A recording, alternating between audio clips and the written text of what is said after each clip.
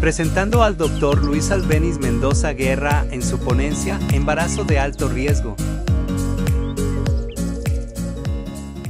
Muy bien, buenos días. Agradezco la invitación a la Asociación Nasome 21 para llevar a cabo el día de hoy la plática sobre el embarazo de alto riesgo. Es para mí un privilegio poder estar con ustedes el día de hoy, un poco atravesado, pero bueno, empecemos. El día de hoy, un servidor, el doctor Luis Mendoza Guerra, le va a dar la plática acerca de el embarazo de alto riesgo. Vamos a empezar la misma definiendo unos conceptos básicos, pero bastante importantes para poder entender todo lo que vamos a hablar el día de hoy.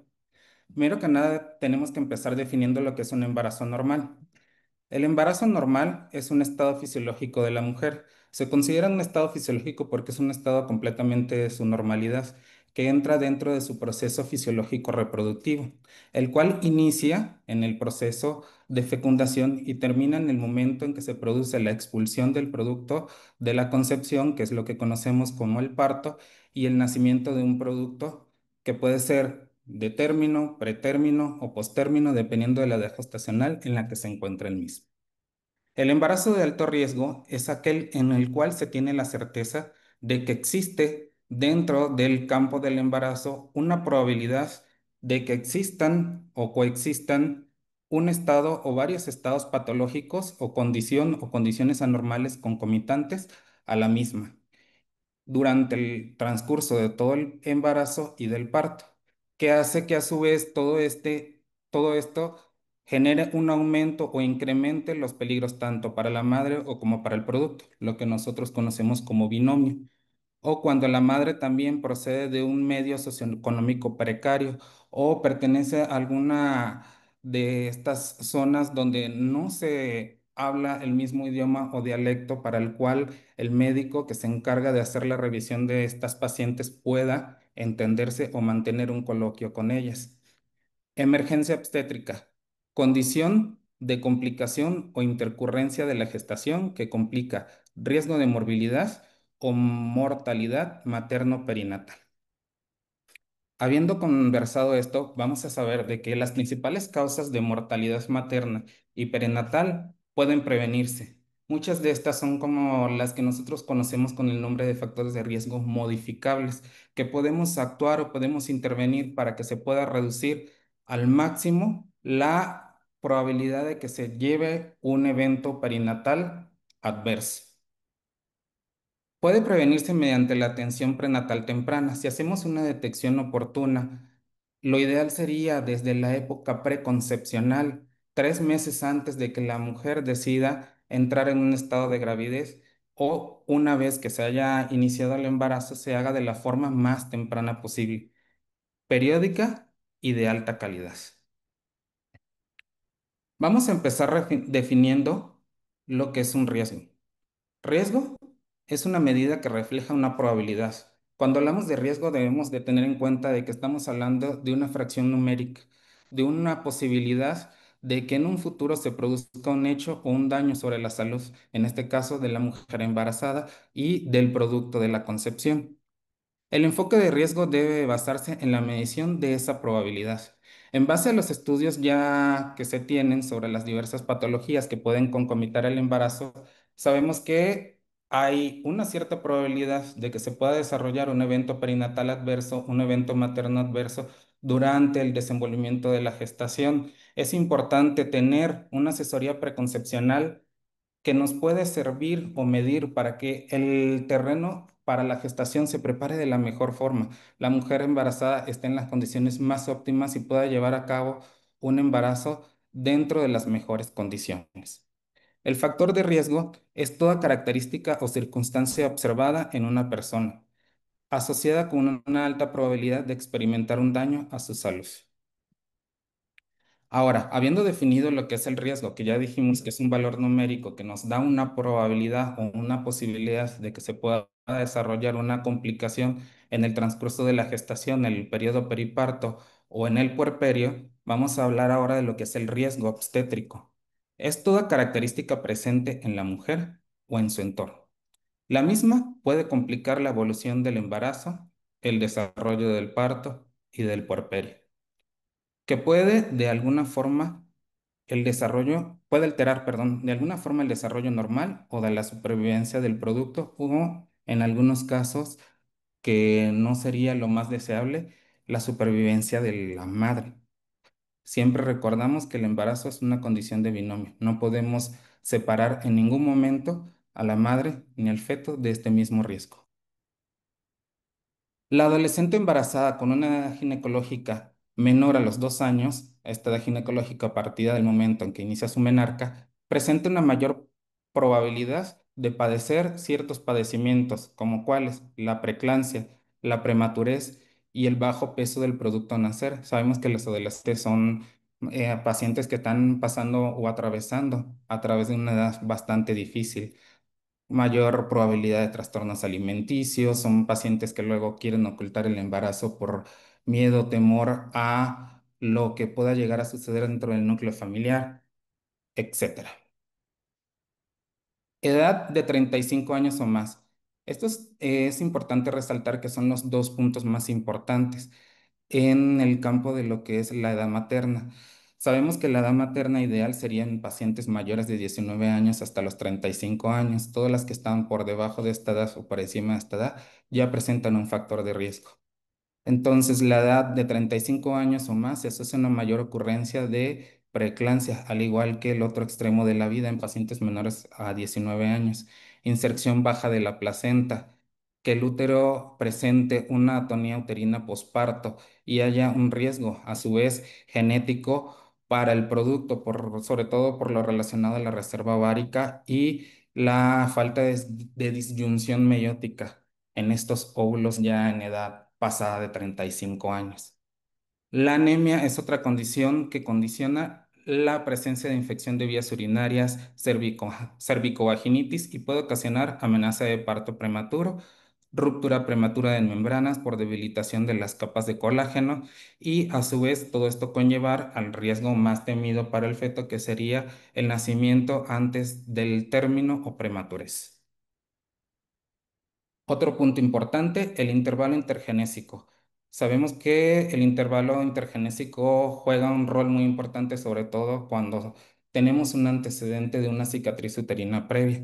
Cuando este intervalo es menor de 2 años, la paciente puede llegar a tener una mayor probabilidad de presentar prematurez, sobre todo si llega a desencadenar trabajo de parto por el riesgo inminente de que pueda haber alguna complicación no deseada como la ruptura uterina y el retardo de crecimiento intrauterino, sobre todo porque son pacientes que no llevan una alimentación de forma adecuada porque estaban llevando a cabo ya sea lactancia materna o cuidados maternos específicos de su gestación previa. La multigesta puede presentar con mayor frecuencia inserciones anómalas de la placenta, sobre todo cuando hay antecedentes de dos o más cicatrices uterinas previas. Aunque una sola cicatriz uterina previa no te exenta de este riesgo, pero mientras más cicatrices uterinas tenga, mayor riesgo o posibilidad de que lo puedas desencadenar o desarrollar. Y la presencia de atonía uterina posparto por la flacidez del músculo uterino. El antecedente de dos abortos está relacionado con la probabilidad de reincidencia del 50% de los casos, sobre todo cuando son pacientes que tienen antecedentes de infertilidad. 3 o más abortos espontáneos consecutivos, ya acá englobamos a nosotros lo que obstétricamente conocemos con el nombre de pérdida gestacional recurrente. Establecen lo que anteriormente se conocía con la definición de aborto habitual. Hoy en día ya lo trabajamos como pérdida gestacional recurrente. 2 o más abortos de forma espontánea sin haber un medio médico que lo haya facilitado. Antecedente de preeclampsia se asocia con una mayor probabilidad de recurrencia, sobre todo cuando la preeclampsia se desarrolla a edades tempranas del embarazo. Mayor probabilidad hay de que en el otro embarazo se desarrolle de forma más temprana. Y acá este es un factor de riesgo que nosotros podemos manipular un poco más en gestaciones subsecuentes. A partir de la semana 11 13.6 es recomendable que una paciente que haya tenido antecedente de preeclampsia temprana o haya desarrollado preeclampsia con criterios de severidad, eclampsia, síndrome de HELP, es recomendable la ingesta de 150 miligramos de aspirina a partir de las 11 a las 13,6 semanas hasta la semana 36, porque ya estaríamos cercanos a la interrupción del embarazo y sabemos que pueden actuar directamente sobre la coagulación, sobre todo si son pacientes que vayan a ser sometidas a interrupción del embarazo por vía abdominal, porque aumenta el riesgo tanto de sangrado para la parte obstétrica como para el riesgo de complicaciones anestésicas. Ok, entonces empecemos con la definición que nos da la guía de práctica clínica y la norma 007 de embarazo de alto riesgo, que es aquel en el que se tiene la certeza o la probabilidad de que existan o coexistan en un estado o varios estados patológicos o condiciones anormales concomitante con la gestación y el parto, que aumenten el peligro para la salud de la madre, del producto, o bien cuando la madre procede de un medio socioeconómico precario. Era la definición que ya anteriormente mencionaba cuando hice la exposición de los conceptos básicos. El embarazo de alto riesgo se define como un embarazo en el cual se detecta una o más factores que podrían causar un riesgo para la gestación actual, pudiendo afectar negativamente los resultados materno-fetales. Todos quisiéramos que como el embarazo se considera un estado fisiológico dentro de la edad reproductiva de la mujer, se suscitara o transitara en un estado de completa normalidad. Pero sabemos que no todos van a englobarse o se van a encasillar dentro de esta definición. Siempre van a haber unos exceptos a la norma. Y esos exceptos a la norma es cuando nosotros hacemos una detección, ya sea de forma temprana o preconcepcionalmente, de alguna condición que pueda complicar o agravar el embarazo, donde ya decidiríamos si aconsejamos a la paciente que se embarace o que no se embarace o que utilice un método de planificación, ya sea temporal, para el control de su patologías coexistentes o un método definitivo porque la misma ya no se va a poder modificar. En esta diapositiva quise únicamente hacer mención sobre la mortalidad materna. Hablamos de que la mortalidad materna sería la expresión tardía final no deseada de la evolución de un embarazo. No todos queremos que nuestros embarazos lleguen a esta evolución.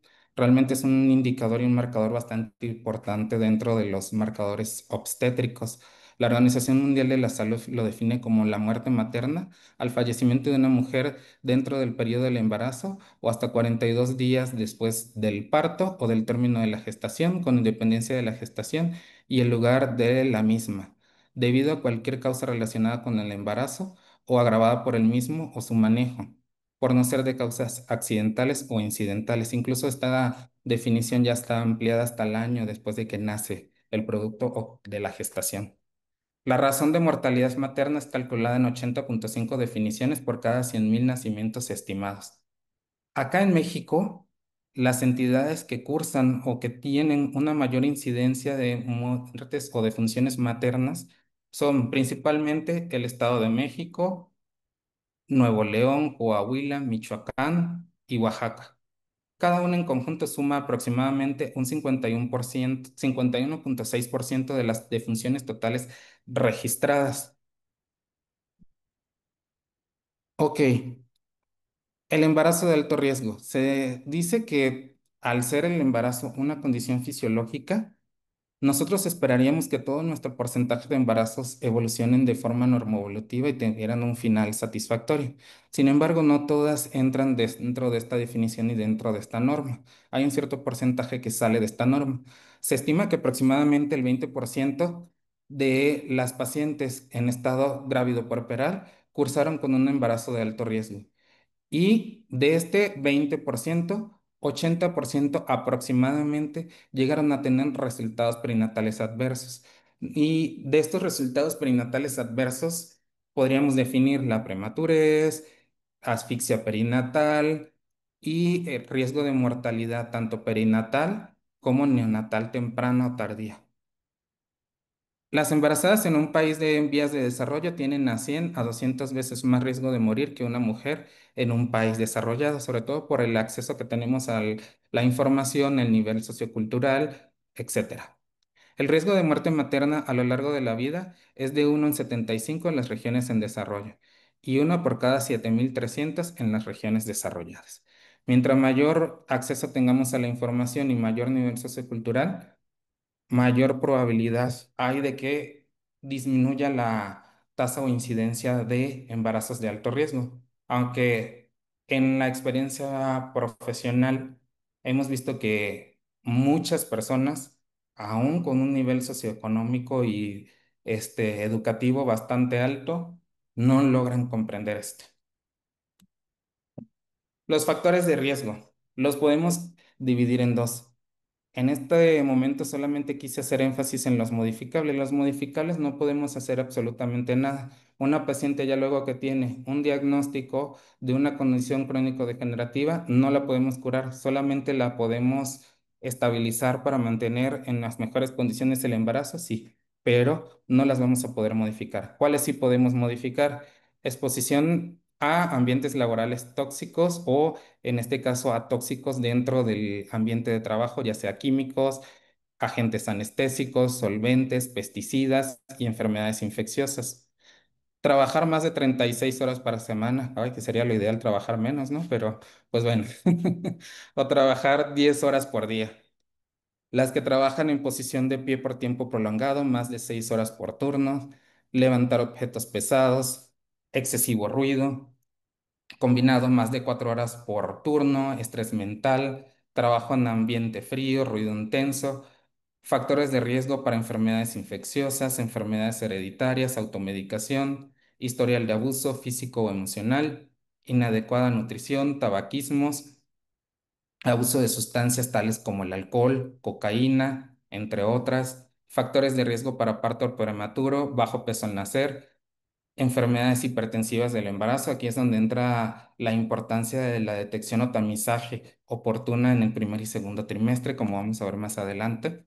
Factores de riesgo para malformaciones, edades maternas de riesgo principalmente, o antecedentes familiares o personales de alteraciones genéticas principalmente, y o si hay algún conocimiento de alguna otra anomalía cromosómica o genética y otros resultados adversos.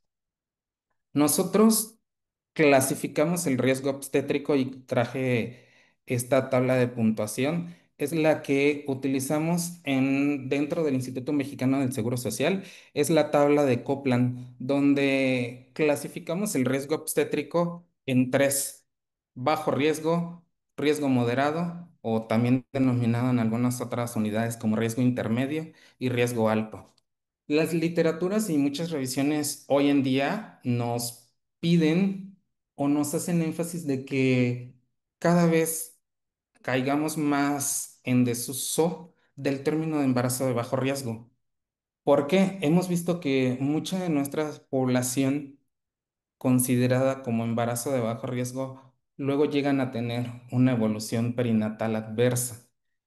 Y aquí viene la pregunta: ¿por qué si era un embarazo normoevolutivo, si era un embarazo de bajo riesgo, termina con una evolución perinatal adversa o con una evolución materna adversa?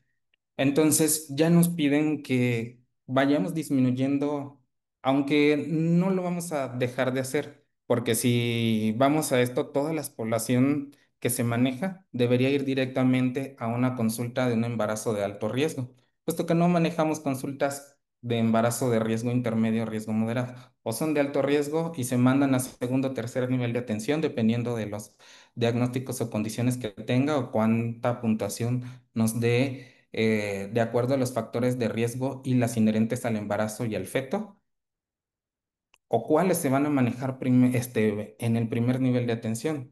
En teoría, por definición, todas nuestras pacientes deberían de llegar en el primer eslabón al primer nivel de atención. En el primer nivel de atención se debería hacer en la primera consulta la detección del riesgo y en base a eso decidir cuáles se manejan en segundo o tercer nivel de atención y cuáles se manejan en el primer nivel de atención. Pero bueno, quise hacer mención de esto de lo del bajo riesgo porque ya es algo que viene haciendo auge, y con las condiciones médico-legales que estamos viviendo hoy en día, creo que en cualquier momento, por cómo vamos, ya no se van a manejar pacientes con bajo riesgo como debería de hacer, sino se van a manejar con riesgo intermedio y riesgo alto, cosa en lo que en lo particular un servidor no está de acuerdo, pero bueno, es como una forma de poder llegar a entender qué es lo que está sucediendo, sobre todo con nuestros índices altos de complicaciones en pacientes de bajo riesgo. Y me refiero a alto porque esperaríamos de que un embarazo de bajo riesgo no tenga complicación alguna en ningún momento. ni del embarazo, ni del parto, ni del puerperio. Ok, esta tabla de Copland hace una división entre los factores de riesgo, condiciones médicas y quirúrgicas, antecedentes obstétricos y las inherentes al embarazo actual.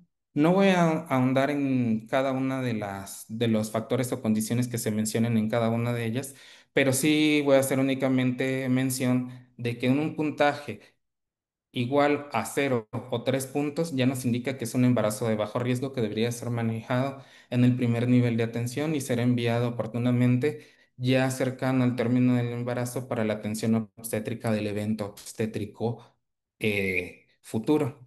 El riesgo moderado lo definimos con una puntuación que se alcanza entre los 4 y 6 puntos.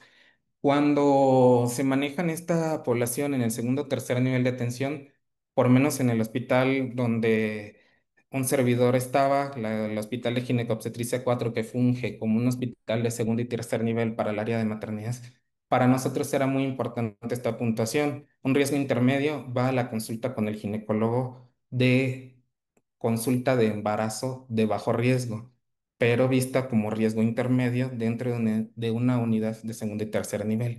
Y un riesgo alto con una puntuación mayor a 7 puntos va a un servicio de perinatología o medicina materno-fetal, en el cual ya vamos con una detección mayor y vamos abordando todos los problemas médicos inherentes al embarazo con una mira a tratar de disminuir los riesgos inherentes a la atención obstétrica o a minorar la probabilidad de un evento perinatal adverso o un evento materno adverso al final de la gestación, o si está contraindicado o si la condición del embarazo prela sobre la condición materna, hacer la interrupción de forma adecuada. O poder tratar a este feto que esté afectado por alguna condición y con una madre totalmente sana, la podamos atender y podamos mejorar el pronóstico perinatal. Entonces, el riesgo bajo, donde no se detectaron factores que pongan en riesgo la salud tanto de la mujer o del feto. ¿Dónde se deberían de manejar? Indudablemente, en el primer nivel de atención. Riesgo medio, riesgo intermedio. Presenta actualmente o presentaron uno o varios factores de riesgo. Esta población debería manejarse en el segundo nivel de atención. ¿Por qué? Porque aumentan la probabilidad de daño para la concepción, ya sea durante el periodo preconcepcional y o gestacional, lo cual incluiría al feto porque estamos hablando de que es un binomio. Riesgo alto. Existen más factores de riesgo.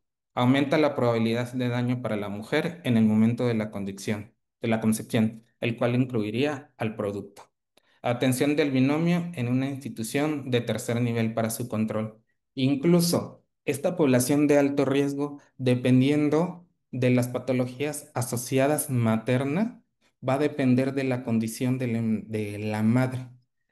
Nosotros tenemos patologías que están tan complicadas las madres que indudablemente no la podemos manejar en un hospital de ginecobstetricia, un hospital de maternidad, un hospital de la mujer y tenemos que derivarla al hospital de especialidades para que esta condición patológica que está afectando a la madre, por ejemplo, podemos destacar como afecciones neurológicas avanzadas, patologías cardíacas descompensadas con clasificación ya en hija 4, 3 o 4, donde la condición materna está bastante afectada, no las manejamos nosotros porque no somos los expertos o tenemos la expertise cardiovascular para manejar. Se manejan dentro de un hospital de cardiología y nosotros fungimos incluso como interconsultantes y tratamos de ver en qué medida la condición de la madre pueda sobrellevar el embarazo y si no se puede, pues hacer la atención e interrupción inmediata para poder mejorar o en este caso poder atender la patología materna y si la paciente en un futuro puede conservar su futuro obstétrico, volver a embarazarse en una mejor condición, pues pueda llevarlo a cabo. Ok, durante el control prenatal, ¿qué tenemos que identificar? Los problemas prioritarios que contribuyen a la mortalidad perinatal en los diferentes niveles de atención. ¿Qué tenemos de hacer énfasis en nuestra primera consulta? Los factores de riesgo modificable. Esto ustedes como médicos familiares lo pueden hacer dentro de su consulta corta de 15 minutos. No, bueno. Es lo que se esperaría. Sabemos que son tiempos cortos, pero trataríamos de que se pudieran de investigar la mayor cantidad de factores de riesgo modificables que se puedan intervenir durante el embarazo o incluso en la mejor de las condiciones en el periodo preconcepcional. Para nosotros es de mucha ayuda todo lo que se puede identificar en los primeros en el primer trimestre del embarazo o incluso en la etapa preconcepcional, porque nos puede ayudar a determinar el riesgo y saber o tomar decisiones de forma oportuna. El diagnóstico precoz y el tratamiento oportuno de patologías para nosotros es muy importante.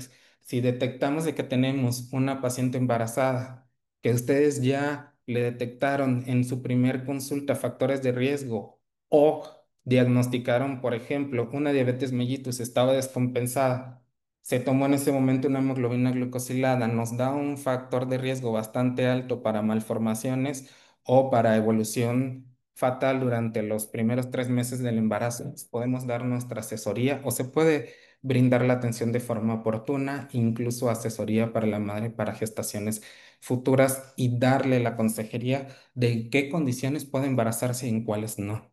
Esto puede hacer que disminuya incluso el riesgo de complicaciones en el binomio.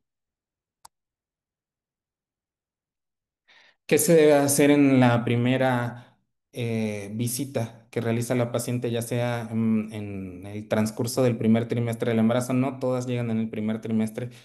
Es conocimiento que para mí como ginecólogo, como para ustedes como médicos familiares, no se lleva a cabo en la totalidad de las pacientes. Muchas nos llegan sin ningún tipo de estudio, sin ningún tipo de ultrasonidos, pero bueno, si llegan las mejores de las condiciones en el primer trimestre o en el periodo preconcepcional porque manifiesta que desea embarazarse, ¿qué debemos de hacer? Su historia clínica, identificar signos y síntomas de alarma, explicar a la paciente cuáles son los signos, datos de alarma por los cuales debería de visitar a urgencias, medición y registro de peso y talla, así como la interpretación y valoración, medición y registro de la presión arterial. Para nosotros es muy importante poder determinar la basal que tenía previa a la gestación o incluso en el primer trimestre del embarazo, para poder ver los incrementos de esa presión arterial media y poder hacer tamizajes de forma oportuna, así como la interpretación y valoración. Valoración del riesgo obstétrico, importantísimo para saber en qué nivel de atención se tiene que manejar y en qué momento se debe de derivar a este paciente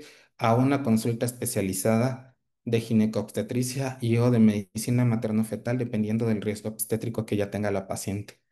Valoración del crecimiento uterino y del estado de salud del feto, importantísimo. La medición del fondo uterino en cada consulta, como vamos a ver más adelante, porque eso nos puede llegar a orientar a cómo va el crecimiento del feto, aunque no todas van a caer en esa misma curva, porque van a haber alteraciones que nos van a producir lo que se conoce como signo de más, signo de menos durante la valoración del fondo uterino y o en ciertas otras condiciones como la obesidad, etcétera, que nos van a alterar este valor este, normal, pero nos puede orientar más o menos cómo está el estado de salud del feto. Un feto que está creciendo de forma normal nos orienta a que está teniendo una adecuada perfusión a nivel de la unidad fetoplacentaria y que está creciendo armónicamente, que en teoría debería de estar incluso en condiciones de oxigenación totalmente adecuadas. ¿Qué nos dice la norma 007? Que la primera consulta prenatal, lo más ideal, debería de ser entre las semanas 6 a 8. En estas semanas 6 a 8, ¿qué sería lo importante hacer? El diagnóstico del embarazo. Confirmatorio con un ultrasonido donde se evidencie la gestación, el número de productos que se encuentran y la vitalidad del mismo. De importancia. Y esto me gusta hacer énfasis porque luego tenemos muchos problemas, sobre todo cuando viene la emisión de las incapacidades prenatales y todo. Ultrasonido de las 6 a 8 semanas no es el ultrasonido que nos va a definir la edad gestacional real del embarazo. Hay mayor probabilidad de que aumente el sesgo o, dependiendo de la forma en que se haya hecho la medición, pueda alterar la edad gestacional real. El ultrasonido que real nosotros, los subespecialistas, utilizamos para la datación correcta del embarazo entre la semana 11 a la 13,6, que debería de ser congruente con la segunda visita, segunda consulta. Es el ultrasonido donde nosotros podemos capturar la posición más adecuada del feto para poder tomar la medición más adecuada de la longitud craneorrabadilla, craneocaudal, como la queramos mencionar, y datar de forma correcta la gestación. Cuando tenemos esa datación correcta, evitamos el sesgo de que las incapacidades luego se estén emitidas de forma incorrecta, extemporáneas, o datemos la fecha probable de parto de forma incorrecta. Entonces, 6 a 8 semanas nos sirve únicamente para diagnóstico confirmatorio de embarazo y para garantizar vitalidad. Y secundariamente, buscar alguna otra alteración que pueda complicarnos el embarazo, presencia de miomas, quistes de ovario, que no sean funcionales como cuerpo lúteo, entre otros. La tercera consulta, lo ideal sería entre la semana 16 a 18. La cuarta consulta, aproximadamente a las 22 semanas. Y esto sería de forma ideal porque estaríamos esperando que se pudiera hacer el tamizaje de ciertas condiciones o ciertas patologías que pueden también llegar a complicar el embarazo, como la diabetes gestacional, que lo ideal de la detección sería la carga con glucosa 75 gramos entre la semana 24 y 28 por el pico de las hormonas contrarreguladoras, y la detección de los distiroidismo que pueden llegarnos a afectar el neurodesarrollo del producto y poder iniciar tratamiento de forma temprana. Lo ideal sería que estas detecciones se hagan en las primeras consultas, sobre todo en pacientes que tienen factores de riesgo. Pacientes con factores de riesgo alto para diabetes mellitus, es importante que se hiciera, o lo ideal, ¿no? Desafortunadamente no tenemos el reactivo bueno, sí tenemos el reactivo, pero no las condiciones para poder hacer dos tamizajes durante la gestación. Pero lo ideal sería que en pacientes con factores de riesgo se hiciera un primer tamizaje para diabetes durante el primer trimestre y la segunda entre semana 24 y 28, siempre y cuando la anterior haya sido negativa, para, sobre todo, evitar el iniciar tratamiento precoz, poder garantizar de que lo vamos a poder tratar con dieta de ejercicio, que sería una de las formas de tratamiento más ideal para nuestra gran mayoría de las pacientes, y o en las pacientes que salen de esta curva, que no se pueden manejar con solamente dieta de ejercicio, iniciar tratamiento temprano para disminuir las posibilidades de alteraciones a nivel fetal. Quinta visita en semana 28, revisamos resultados de curvas, terminamos los tamizajes de condiciones coexistentes y la solicitud de periódica de cultivos, ya sea urocultivos o exudados cervicovaginales. Sexta consulta, semana 32. Y aunque la NOM nos especifica acá que no nos menciona específicamente cuándo debería de ser la séptima consulta, debería ser entre semana 34 y 35 para la emisión de la incapacidad de maternidad en pacientes que sean derechohabientes trabajadoras, emitir la incapacidad de maternidad de forma ideal y oportuna, o determinar si se puede hacer la transferencia de semana dependiendo de la condición de la gestación y si la misma lo permite. La NOM nos establece una octava consulta. En esa octava consulta no estoy yo de acuerdo porque dice que debería establecerse entre semana 38 y 41. Entre semana 38 y 41 ya la paciente debería haber tenido una consulta de valoración si es embarazo de bajo riesgo por la especialidad de ginecología obstetricia para valorar o decidir la vía de interrupción del embarazo, ¿no? Entonces, esta octava consulta no carece, perdón, de relevancia. La guía de práctica clínica dice que el intervalo de consulta debería de ser una cada 4 semanas hasta la semana 28 de gestación. Luego, a partir de ahí, se debería de hacer cada 2 semanas hasta la semana 36 y cada semana hasta el término de la gestación.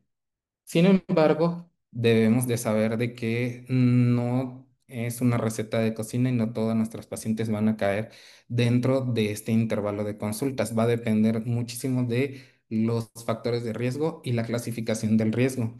Incluso tenemos pacientes que podemos llevar a ver desde inicios del embarazo cada 2, 3 semanas, y luego lo vamos acortando a cada semana y las hospitalizamos desde semana 32 porque los comórbidos o las situaciones adversas que tienen en el embarazo puedan llegarnos a complicar la evolución del mismo.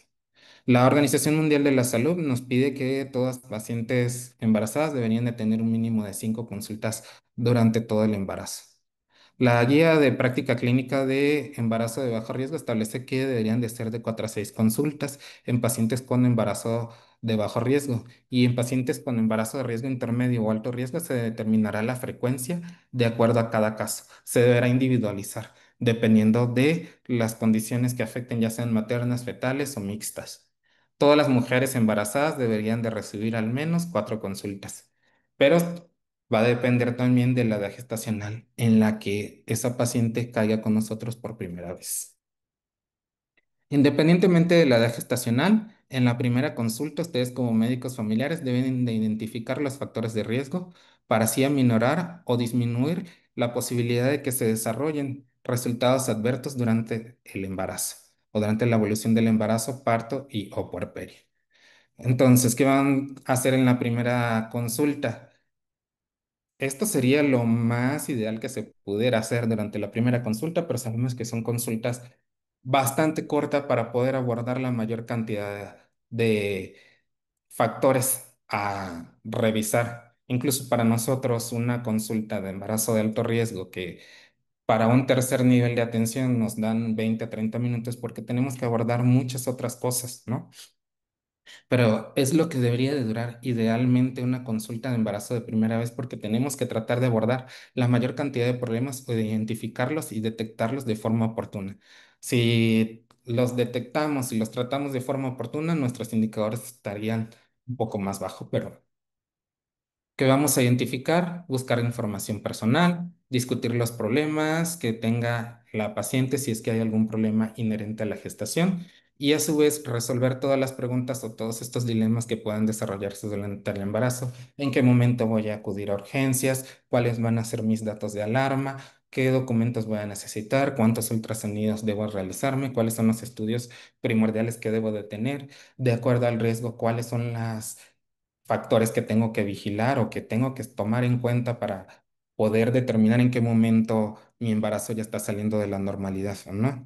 ¿Qué se debe de solicitar? Un grupo IRH, una biometría hemática, un examen general de orina. Algunas guías establecen la detección de hepatitis B, no es, debe de ser rutinario, esto debería de ser únicamente en pacientes con antecedentes de importancia, pero los cuales sí deben de ser rutinarios por lo menos una o dos veces durante la gestación de forma ideal, la detección de VIH y de VDRL.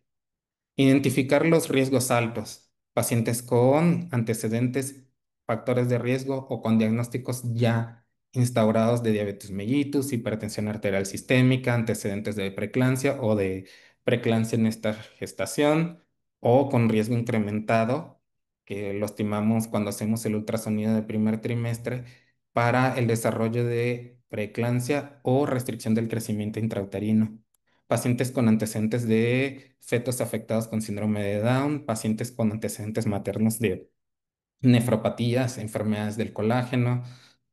Cuando tenemos una paciente con un antecedente de síndrome de Down y está en una edad materna de riesgo y o no esté en edad de riesgo, pero haya tenido antecedente, debe de referirse al segundo nivel de atención.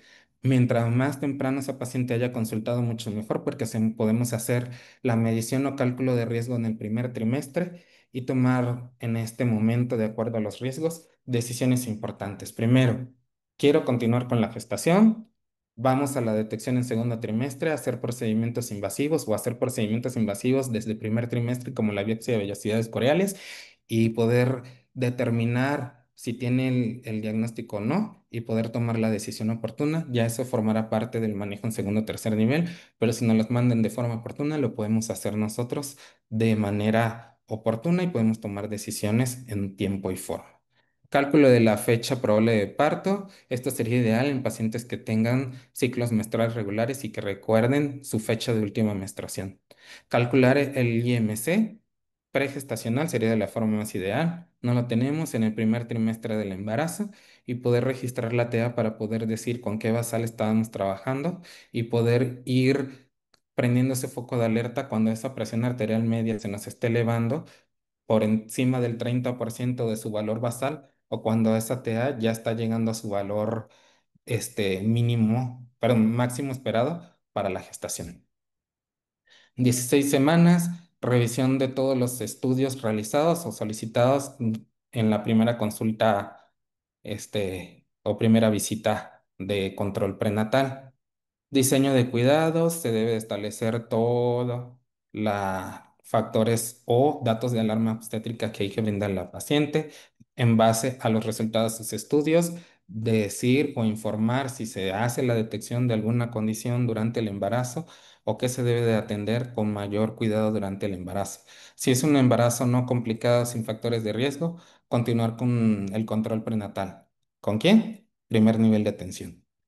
Embarazo complicado con factores de riesgo alto, referir al segundo nivel para que ya el segundo nivel evalúe el riesgo y determine si esa paciente incluso meritará un tercer nivel de atención o se debe quedar en un segundo nivel de atención.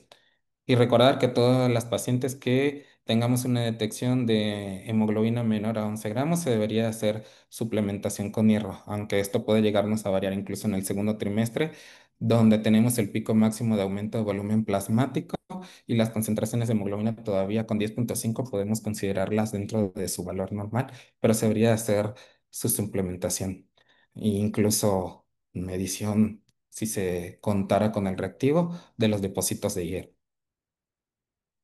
Se le debe brindar entonces durante todas las consultas de atención del embarazo en control prenatal, brindar todo tipo de información, resolver todas las dudas, aclarar todas las dudas, revisar y explicar todos los análisis y estudios que se hizo a la paciente para que tenga conocimiento del por qué se trató, por qué no se trató y por qué se dejó bajo vigilancia, entre otras. La medición importantísima de nuestra TA porque nos va a indicar a nosotros en qué momento se nos está saliendo de esa curva de normalidad, esa TA ya nos está brincando un foquito de alerta, foquito rojo de que esa paciente probablemente pueda llegar a desencadenar una enfermedad hipertensiva asociada al embarazo y pueda brindarse el apoyo de forma, perdón, tratamiento de forma oportuna y así aminorar o disminuir la probabilidad de que puedan desarrollar o desencadenar una preeclampsia o que nosotros en un segundo nivel o tercer nivel de atención podamos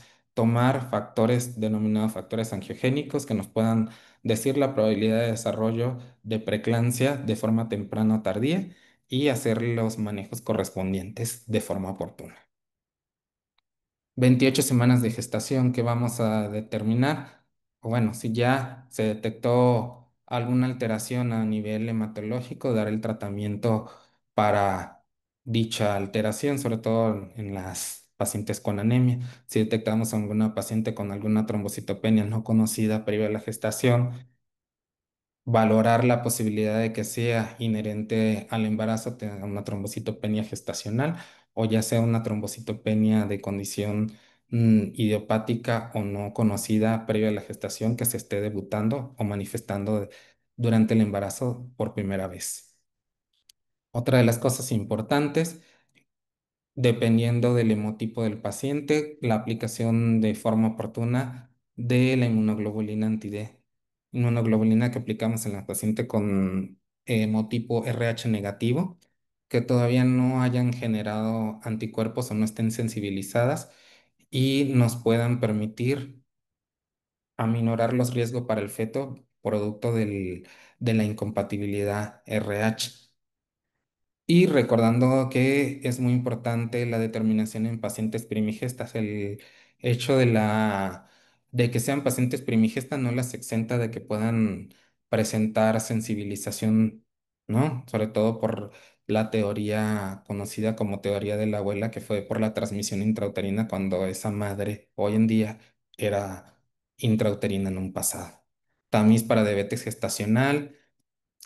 Algunos textos todavía nos siguen recomendando la cuantificación o medición cualitativa de proteínas en orina.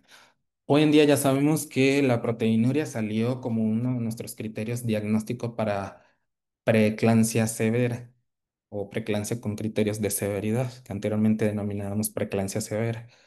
Pero sí es un factor para nosotros poder diferenciar en qué momento la paciente está haciendo una hipertensión gestacional o está haciendo una preeclampsia, ¿no?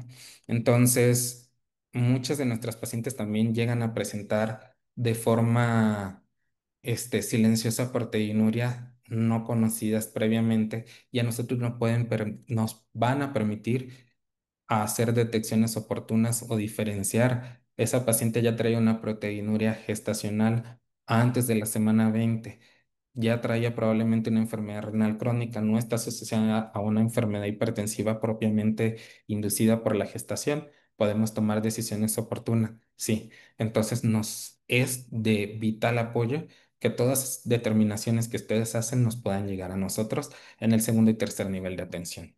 Semana 36, que ya sería la última, bueno, algunas pueden llegar hasta semana 37 incluso con su última consulta prenatal, sobre todo las que andan en el limbo luego. En esta deberían de idealmente llegar con un ultrasonido que nos puedan determinar la posición fetal, aunque por conocimiento sabemos que eso debería de formar parte de nuestra exploración física con la tercera maniobra de Leopold, que identificamos el polo que se aboca al estrecho superior pélvico, pero si lo tenemos mucho más identificado incluso con un ultrasonido que nos los está corroborando, pues de forma ideal, sobre todo para poder determinar la vía probable de interrupción de esa gestación o enviar de forma oportuna para la programación quirúrgica en caso de que sean algunas presentaciones o situaciones anómalas y la identificación de placenta previa para poder hacer el envío oportuno al segundo o tercer nivel de tensión para el manejo de estas pacientes porque se consideran un riesgo bastante alto. 37 semanas y llegó a esa consulta, descartar presentación anormal y asegurar la atención oportuna, envío oportuno al segundo o tercer nivel de tensión. Bueno, en este caso, si es un embarazo de bajo riesgo como ustedes los manejan, si les llega hasta la semana 37, hacer el envío oportuno al segundo nivel de atención para que se le haga la atención oportuna del evento obstétrico. En esto no voy a ahondar mucho porque, como mencionaba anteriormente, muy poca cantidad de pacientes nos va a llegar al primer nivel de atención entre semana 38 y 40. De hecho, el envío debería hacerse de forma anticipada para poder programar la atención obstétrica o la programación del evento obstétrico de forma oportuna. Pero ¿qué se debería hacer? La medición de fondo uterino, medición de presión arterial, descartar presencia de proteínas en orina y brindar información inherente al evento obstétrico. 40 semanas, esto ya no carece de importancia porque no les van a llegar a ustedes. Ya no deberían de estar con ustedes porque si hay alguna complicación que no se detectó a tiempo y ya llega con 40 semanas, luego actuamos de forma tardía. En cada consulta, énfasis en datos y signos de alarma, medir y registrar el peso, estatura e IMC. Importantísimos para nosotros el aumento del peso gestacional, sobre todo en los pacientes con factores de riesgo para diabetes o que tengan gestaciones múltiples o pacientes que estén haciendo proteinuria, que consecuentemente estén extravasando líquido a terceros espacios, estén haciendo retención hídrica. Para nosotros es muy importante porque podemos llegar a identificar la causa de esa proteinuria, ya sea asociada a proteinuria gestacional, una enfermedad renal crónica o una complicación inherente a preeclampsia que nos esté llevando a retención hídrica. Maniobras de Lopol, evaluar la presentación desde la semana 36, que debería ser idealmente, pienso yo, que la consulta final para que ya se haga el envío oportuno y ya ante cualquier urgencia obstétrica la paciente consulte directamente al servicio de urgencias obstétricas de su hospital correspondiente de segundo nivel. Confirmar con ultrasonido transabdominal, descartar placenta previa. Importantísimo, la detección de placenta previa debería de hacerse desde el primer ultrasonido, idealmente si se hace en el primer trimestre del embarazo cuando lo hacemos de forma endovaginal, poder evaluar la inserción de la placenta y la probabilidad de progresión, sobre todo en pacientes con antecedentes de cicatrices uterinas previa que pueden hacer inserciones anómalas de la misma y con el riesgo de que la invasión sea mayor a la normal. Determinar la altura del fondo uterino, detectar productos mayores o menores para la edad gestacional por la medición de fondo uterino, pero sabemos que puede haber una cierta discrepancia dependiendo del índice de líquido amniótico, del peso del producto y del número de productos. Registrar frecuencia cardíaca fetal, percepción de movimientos fetales y no se recomienda la realización de tactos vaginales de rutina porque pueden provocar la liberación local de prostaglandinas que pueden inducir a modificaciones cervicales y o en pacientes con placenta previa, pues porque puede aumentar el riesgo o probabilidad de sangrado. En el control prenatal con enfoque de riesgo, lo ideal sería que la paciente fuera de una forma preconcepcional para que se puedan evaluar todos los factores de riesgo, trabajar, identificar e idealmente suplementar a las pacientes con ácido fólico de forma rutinaria desde 3 meses antes de la concepción. Pero no todas actúan así, mucho menos en un sistema público de salud, porque no nos permite, ¿no? No nos permite por la cantidad de volumen de trabajo luego que tenemos, ni siquiera nosotros dentro de la consulta especializada lo hacemos, pero sería lo ideal. En esa consulta preconcepcional es el conjunto de acciones que realiza el médico con participación encaminadas a conocer las condiciones de salud e identificar el momento ideal para embarazarte. ¿En qué momento te encuentras en las mejores condiciones? ¿Estás bien controlada tu diabetes? ¿Estás bien controlada tu presión? ¿Has pasado más de 2 años sin haber tenido alguna convulsión epiléptica? ¿No has tenido actividad lúpica en los últimos 2 años? ¿Tu enfermedad renal crónica ya está manejada, ya está controlada? Aunque lo ideal sería que no te embarazaras. Sabemos que tienes una cardiopatía que entra dentro de la clasificación 1-2 de la New York Heart Association y nos permite que te puedas embarazar, incluso de que puedas tener una evolución de forma vaginal. No hay problema. 3-4 no es aconsejable de que te embaraces, incluso de que ya uses un método definitivo, pero si te embarazas, de que te atiendas de forma oportuna y podamos hacer la interrupción de forma más tempranamente para disminuir el riesgo más temido que puede ser la muerte materna. Hacer una historia clínica completa, solicitud de exámenes de laboratorios básicos, adecuado control prenatal, identificarle y explicar al paciente cada cuánto deberían de ser las visitas o consultas, en qué momento se deberían de realizar los tamices de forma adecuada, entre otras. Llevar a cabo un embarazo saludable, un parto fisiológico, que sería lo más ideal, sobre todo porque sabemos de que aumenta la probabilidad de que la recuperación sea más pronta, ¿no? Y hoy en día tenemos un incremento del uso indiscriminado de los antibióticos que nos ha estado generando un aumento de la morbilidad infecciosa durante el puerperio bastante importante o pacientes que no se tratan de forma oportuna sus procesos infecciosos cervicovaginales, urinarios, entre otros, y ya cuando llegan a nosotros muchas veces de forma tardía o son gérmenes multiresistentes, y luego nos llevan a cirugías o eventos no deseados. Se debe brindar información sobre los cuidados de la persona recién nacida, lactancia, tamiz metabólico neonatal, estimulación temprana y aplicación de vacunas durante el embarazo, prevención de enfermedades diarreicas y respiratorias. La aplicación sobre todo en estas consultas de vacunas durante el embarazo bastante importante, sobre todo para la transmisión de anticuerpos a través de la madre al feto o al producto. El antecedente de cesárea previa se asocia con la probabilidad de presentar inserción baja de la placenta, acretismo placentario y ruptura de la cicatriz uterina durante el trabajo de parto. El riesgo se incrementa conforme aumenta el número de cesáreas previas. Esta información nosotros muchas veces se las proporcionamos a nuestras pacientes al momento de la atención del evento obstétrico, pero si por ninguna forma se logró convencer del uso de un método, ya sea temporal o definitivo, bastante importante que el médico familiar le pueda proporcionar esa pieza de información que debe tener conocimiento a la paciente. Aunque muchos luego van a llegar a decir, a mí nadie me dijo nada. La progesterona tiene su efecto sobre el sistema nervioso de que retrasa la transmisión de la información, pero bueno, se le brinda la información. Realmente es una condición fisiológica y es bastante entendible cuando tenemos el conocimiento de que esto puede llegar a suceder, pero es importante que la información se repita 3.000 veces a que no se proporcione de forma adecuada.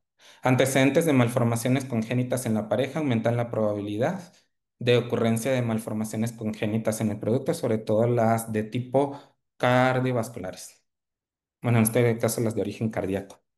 El antecedente de muerte fetal en un embarazo anterior tiene una gran probabilidad de volver a presentarse, ya que traduce generalmente patología crónica de base. Es bastante importante explicarle esto a la paciente, porque el hecho de que haya tenido una muerte fetal, sobre todo no explicada por alguna causa médica, en este caso alguna malformación, alguna otra condición inherente al ámbito obstétrico, aumenta la posibilidad de que en otro embarazo se pueda llegar a presentar. Entonces hay que proporcionarle la información, sobre todo para que se atienda de forma oportuna. eh, Siempre tenemos la muletilla de decir, es que si no siente los movimientos fetales en 2 horas, acuda directamente a urgencias. En estos casos con pacientes con antecedentes de muerte fetal, es importante ya no utilizar esta muletilla, ¿hay alguna alteración en la normalidad de la cinética de ese producto? Acuda directamente, porque ya la persona que mejor conoce la cinética del producto es la madre. Con el antecedente de prematurez existe la probabilidad de volverse a presentar, así como partos pretérmino, restricción del crecimiento intrauterino y el bajo peso al nacer. El antecedente de la prematurez, sobre todo asociadas a infecciones por gérmenes como los streptococos del grupo B, que son los responsables de generar mucha sepsis neonatal, es bastante importante. El tamizaje, así nosotros hagamos detección oportuna y tratemos durante el embarazo ese germen, no garantiza al 100% que no haya una transmisión vertical. Entonces es importante que si nosotros hacemos una detección, ya se haga un control subsecuente, incluso durante el trabajo de parto y puerperio o durante la interrupción de la gestación, volvemos a aplicar una nueva dosis de antibiótico o profilaxis antibiótica para poder disminuir o aminorar los riesgos. El antecedente de hipertensión arterial incrementa el riesgo de presentar preeclampsia, restricción del crecimiento intrauterino, muerte fetal y materna. Importante en pacientes con antecedentes de hipertensión arterial, la indicación de ácido acetil salicílico 150 miligramos a partir de la semana 11-13.6 sería lo ideal. Pacientes con alto riesgo para desarrollo de preeclampsia sin antecedente de hipertensión arterial o antecedente de preeclampsia severa, HELP o eclampsia en gestaciones previas, lo ideal sería que desde primer trimestre ya iniciáramos el manejo con ácido acetilsalicílico. El antecedente de diabetes se relaciona con una mayor probabilidad de presentar preeclampsia, aborto, sobre todo cuando son pacientes que tienen hemoglobina glucosilada por encima de 8. Pérdida fetal, pues inherente a las alteraciones metabólicas en la gestación. Recordamos que una de las principales causas de pérdida gestacionales temprana son las alteraciones metabólicas, principalmente la diabetes descompensada, seguida de otras endocrinopatías como el hipotiroidismo. Defectos al nacimiento, pues asociadas a principalmente al descontrol metabólico. Mientras mayor sea el descontrol metabólico durante los 3 meses previos a la gestación, mayor es la posibilidad de que desarrollen alteraciones estructurales, principalmente las cardiovasculares, pero en general son muchísimas las alteraciones anatómicas que pueden llegar a los fetos comprometidos por madres con antecedentes de diabetes descontrolada. Pacientes con diabetes tipo 1 que pueden llegar a ser alteraciones microvasculares tienen mayor riesgo de que puedan desarrollar restricción del crecimiento intrauterino. Entonces, en estas pacientes también nosotros lo más ideal sería que entre semana 11-13.6, antes de la semana 18, ya iniciáramos manejo con ácido acetil salicílico, conociendo el diagnóstico de diabetes. Así sea diabetes tipo 2, que la progresión normal es que éstas hagan mayor probabilidad de macrosomía fetal, pero también tienen su riesgo incrementado para desarrollo de preeclampsia. Entonces, sería importante también este grupo manejarlas con ácido acetilsalicílico. Nosotros como médico materno-fetales lo hacemos. El antecedente de cardiopatía congénita o adquirida predispone a mayor frecuencia de insuficiencia cardíaca materna en la segunda mitad del embarazo, que es cuando es el pico del aumento del volumen plasmático, aumenta aún más el gasto cardíaco, menos que en el periparto y en las primeras horas del puerperio o puerperio inmediato, pero Aquí es donde se hace una mayor expresión de los síntomas inherentes al embarazo, pero aunado a esto está el aumento del volumen uterino, la disminución de la expansibilidad de la caja torácica, entre otras. O de productos con restricción del crecimiento intrauterino y muerte materna. Aquí es muy importante tener de conocimiento desde antes si había algún diagnóstico cardíaco o durante la primera visita la importancia de la auscultación, se le ausculta algún soplo, hay algún tipo de arritmia, mandarlas de forma oportuna para valoración, ya sea por medicina interna, por cardiología, dependiendo de lo que se detecte, y poder medir la probabilidad de riesgo o de evento perinatal o materno adverso, que no sería lo ideal. El antecedente de nefropatía por alteración microvascular se asocia a una mayor probabilidad de presentar parto pretérmino. Está asociado principalmente al riesgo aumentado que tienen estas pacientes de presentar preeclampsia, restricción del crecimiento intrauterino y por alteraciones microvasculares, por disminución de riego venoso y arterial al espacio intervelloso, el producto se quede en hipoxia, asfixia, acidosis o muerte. La valoración del riesgo obstétrico no indica la probabilidad de aparición de daños a la salud para la madre, el feto o el recién nacido. El diagnóstico de alto riesgo se debe de realizar antes de la gestación y continúa hasta el parto.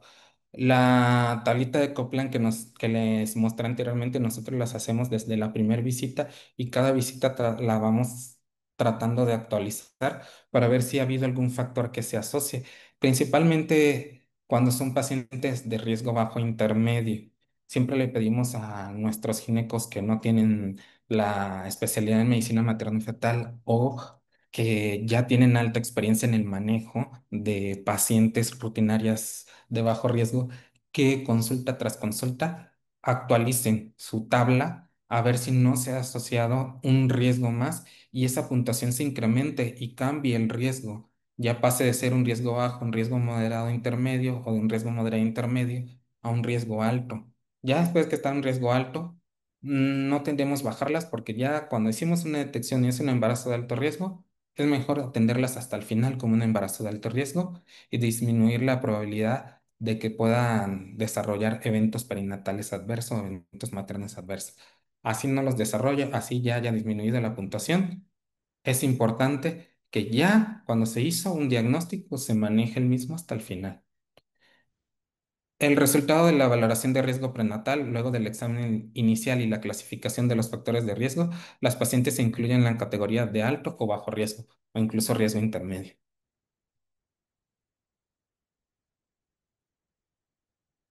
La vigilancia del embarazo de alto riesgo debe iniciarse en cuanto se confirme el embarazo y el riesgo obstétrico.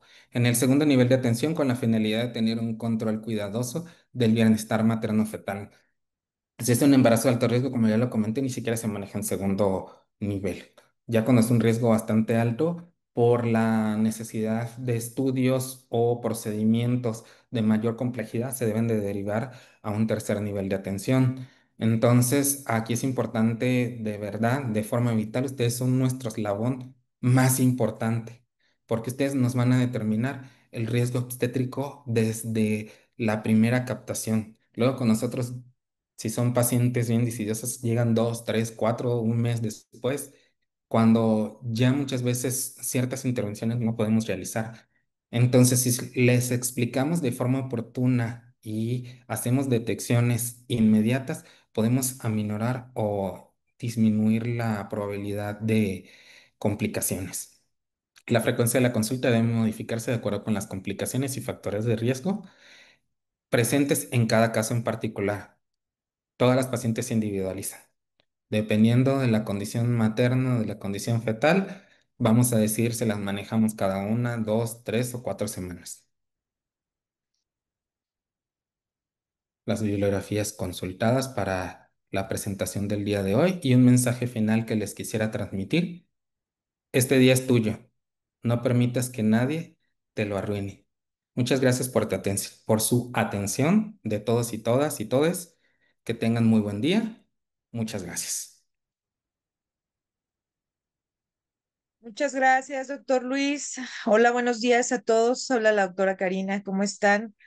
Doctor Luis, muchas gracias. Bella manera de terminar. No te quiero quitar mucho tiempo más que agradecerte. Excelente ponencia. Por favor, doctor Mauricio. Doctor Luis, ¿andas por ahí? Sí, no. Ah, sí, ya te veo. Qué gusto saludarte, Luis. Tiene Igualmente para mucho, mí. tiene mucho que no te veo en forma presencial, pero este, me da mucha emoción escucharte. Ustedes saben que aunque no aparezca en cámara, siempre estoy escuchando qué hacen, estoy leyendo, trato de estar lo más posible con ustedes. Y pues bueno, Luis, para mí es un privilegio no solamente conocerte como especialista, como trabajador, como jefe, sino contar con tu amistad. Y pues Asome te hace esta constancia que te haremos llegar en forma digital y que tú sabes que tiene un valor curricular para tu recertificación. Y pues dice la presente, Colegio de Especialistas y Residentes en Medicina Familiar Asuma 21 otorga la presente constancia al doctor Luis Albeniz Mendoza Guerra por su participación en la ascensión de embarazo de alto riesgo el día de hoy, 26 de julio de 2025. Y bueno, no solamente está firmada por quienes representamos legalmente a SOME, sino está firmada por nuestros 94 asistentes virtuales bueno, empezamos a las 9 cachito, en este momento 10:15 de la mañana, que representamos a SOME a nivel nacional. Quisiera saber si alguno de ustedes tiene aquí alguna pregunta para el doctor. Puras felicitaciones, Luis. Dice la doctora Diana Toledano. Diana, te mando un saludo. Quisiera saber hasta qué tiempo debemos vigilar la hemorragia posparto y si hay alguna diferencia para no confundirla con una posible menstruación. Mm.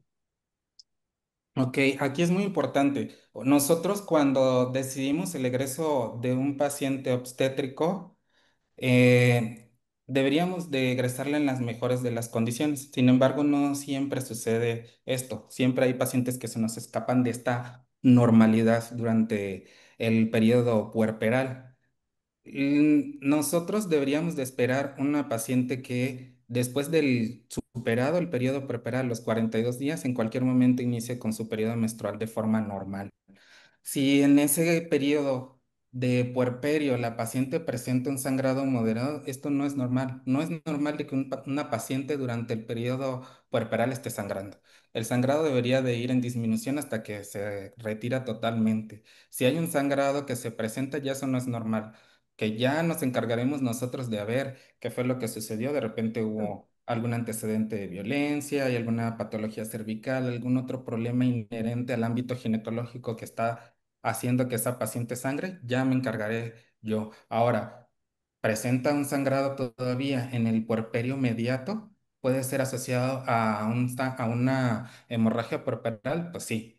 No es normal de que una paciente sangre en el periodo puerperal, ya tendremos que investigar, hay una retención de restos, este, hay una, no sería esperado porque hoy en día ya no egresamos a las pacientes tan precozmente. Anteriormente, no sé si recordarán que se egresaban a las 6 horas, el bebé está lactando, la mamá está caminando, se está moviendo, órale, mamá y su bebé a su casa, ¿no? Ya esos tiempos se han ido aumentando, ya la estancia hospitalaria aumenta un poco, precisamente porque ya nuestras pacientes hasta de bajo riesgo se nos complican, ¿no? Entonces... No es normal de que sangre. Está sangrando una pérpera, amerita una valoración inmediata para descartar cualquier patología inherente al puerperio y o patología ginecológica, ni modo que nos caiga en el excepto de que sea una paciente que esté anticoagulada y que esté sobre anticoagulada y por eso esté sangrando. Pero ya eso lo determinaremos en la evaluación especializada multidisciplinaria. No es normal que una paciente puerpera sangre, se envíe a valoración de forma inmediata. Ok, gracias, Luis. Dice la doctora Sofi, gusto en saludarte, te agradece Diana. Dice, buenos días, doctor, ¿qué factores angiogénicos suelen solicitar a los pacientes que lo requieren y cuenta con algún laboratorio preferido? Gracias. Ok, cuando nosotros solicitamos los factores angiogénicos, el factor de crecimiento placentario, este, por ejemplo, nosotros en tercer nivel tenemos la opción de que tenemos la posibilidad de que el Instituto Mexicano del Seguro Social le hace el estudio al paciente. Es un estudio subrogado pero se le garantiza a la paciente que tiene un factor de riesgo bastante importante y que queremos predecir el riesgo o medir la probabilidad de que desarrolle preeclampsia de forma temprana o tardía. Mientras más alto nos da esta relación de factores angiogénicos, de factor de crecimiento placentario, mayor posibilidad de que lo desarrolle de forma temprana. Pero es muy importante aquí hacer mención, esto no mide riesgo, no nos hace diagnóstico.